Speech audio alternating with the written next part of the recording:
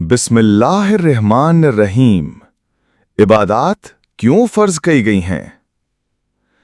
इस्लाम में इबादात महज रस्मी आमाल या ज़ाहिरी रसूमात नहीं, बल्कि इंसान की रूहानी, इखलाकी और अमली ज़िंदगी को दुरुस्त करने का ज़रिया हैं।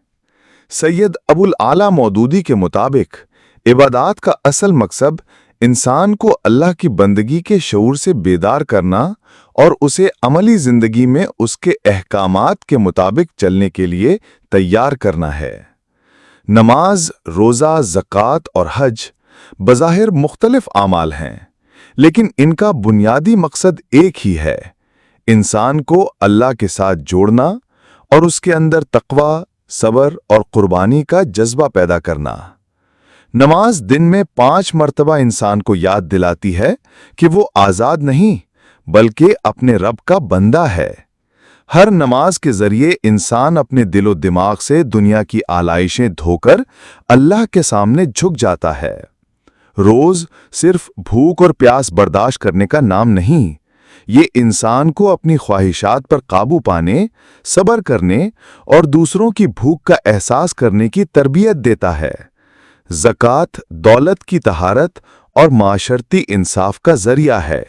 इससे दौलत गर्दिश में आती है, गरीबों की मदद होती है और माशरे में तबकाती फ़र्क कम होता है। हज उम्मत मुस्लिमा के इत्तेहाद और आलमी भाईचारे का मज़हर है। मुख्तलिफ ज़बानों, नस्लों और इलाकों के मुसलमान एक ही लिबास में, एक ही नारा लगाते हुए अल्लाह के घर का तवाफ़ करते हैं।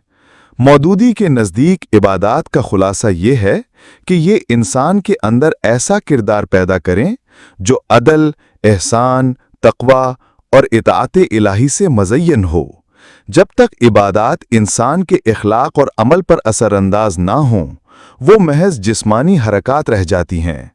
लिहाजा इबादात का असल मकसद है इंसान को दुनिया की फ़ानी ज़िंदगी से हटाकर आखिरत की दायमी ज़िंदगी की तरफ मुतवज्जे करना और उसके अंदर बंदगी का ऐसा शऊर पैदा करना जो ज़िंदगी के हर शोबे को मुतासिर करे।